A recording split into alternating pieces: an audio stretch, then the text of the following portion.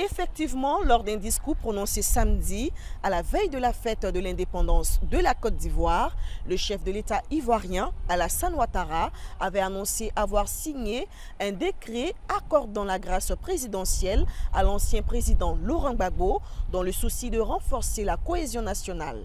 Il avait aussi annoncé avoir demandé qu'il soit procédé au dégel des comptes bancaires et au paiement de ses arriérés de rente viagère. Notons aussi que cette grâce présidentielle a été accordée peu après une rencontre le 14 juillet entre Alassane Ouattara, Laurent Gbagbo et Henri Konan Bédié au palais présidentiel à Abidjan. Je félicite chacune et chacun d'entre vous pour les efforts que vous consentez pour la paix.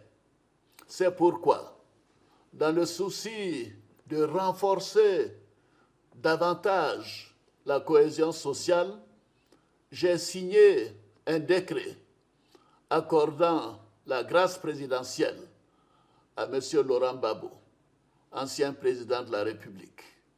J'ai également demandé qu'il soit procédé au dégel de ses comptes et au paiement de ses arriérés de rente viagère.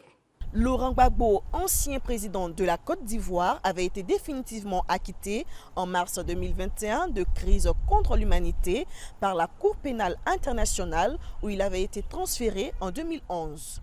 Il est rentré dans son pays, la Côte d'Ivoire, le 17 juin 2021 avec l'accord du président Alassane Ouattara.